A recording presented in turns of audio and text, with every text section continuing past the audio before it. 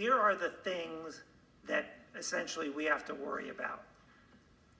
Okay? The U.S. economy and the Georgia economy are strong enough that we should not have a recession and we should continue positive growth unless a shock to the system causes everybody to change their behavior. So these are the shocks that we worry about. Right now, the trade war with China is in a lull, but China's economy is probably in a recession. We hope that doesn't get worse. Right now, they have a public health crisis potentially beginning in China. Again, that can cause problems for their economy if everybody kind of hides at home to avoid getting sick. Germany and Europe, the entire European Union grew by 0.1% in the last quarter. So they are barely managing to grow. And as you remember from the earlier chart, they are very big customers for our businesses. Right now, it looks like Brexit is going well. Hopefully that won't take a turn for the worse. 2020 election, just if something or things happen that create more uncertainty there. And as we saw just a couple weeks ago, the Middle East and oil prices can get us at any time. Now, as we continue to move to more Georgia and Georgia Pacific, wage growth in Georgia has been quite solid, but job growth has been rather slow. When we look from August of 2018 to August of 2019, we actually only added 0.3 to employment in Georgia. That has picked back up from November 18 to November 2019. Job growth is back up to 1.4%. So there's a chance that we hit a slow patch and we're past it and things are getting better. That's what we're hoping. Consumer sentiment has dropped. Sales tax collections so far this year are up 2%. Okay, so that is certainly not a recession. That is still growing, but it is growing more slowly than that has in the past. So I believe Georgia's economy is likely to continue to grow slowly over the next 9 to 12 months, which means we will have some additional revenue, but not as much additional revenue as we are used to having. Here's a picture of what happened with employment, and you can see it was growing. We had a little tiny dip. Tax collections sort of tend to lag the economy a little bit, so you can see it's going up now. And I think that means we'll see collections start to go up again as well. I mean, really the lesson here is the Georgia economy is so good, we have essentially run out of workers, and it is very hard to grow employment when your state unemployment rate is 3.3%. This chart is consumer sentiment. This is how are American consumers feeling. If you want to know how the budget's going to be in the future, this is the best chart to keep your eye on.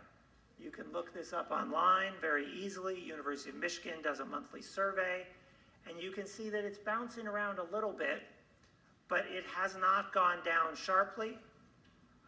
We would expect it to drop about 10% from where it is now before we would have a recession. So far the consumers still feel pretty confident that things are going to be okay. Highlights of our economy in Georgia are we have record employment. There are more people working in the state of Georgia today than has ever been the case in the past. We also have the lowest recorded unemployment rate we have ever had in the past.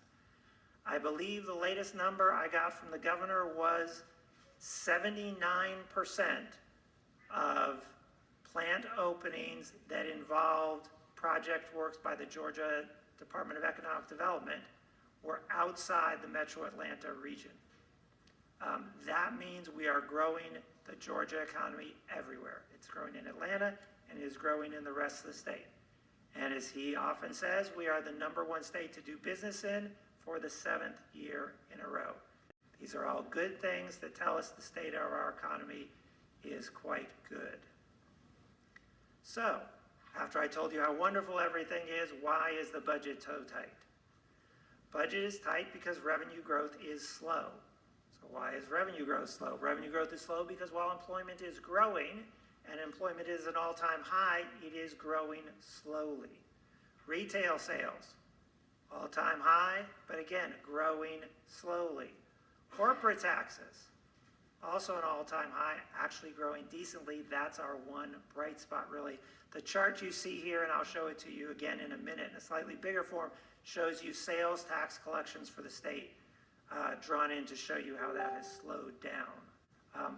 Also important to remember, one of the reasons that the budget is tight is because state government has returned both to taxpayers and to local government a significant amount of potential state revenue. Lowering the income tax rate lowers state revenue collections by $500 million. Okay? Now that does not say it is a bad thing. I think many of us in this room are quite happy to have citizens have their money rather than us have the money for them. But it does mean there's less in state coffers for us to put in the budget. The change in the title tax sent $170 million to county governments instead of to state government.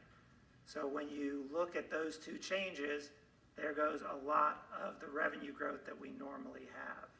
Finally, as Governor Kemp talked about, he has priorities. The legislature has priorities. You will now spend several months discussing and finding compromises on your priorities, but it is important to understand the math here.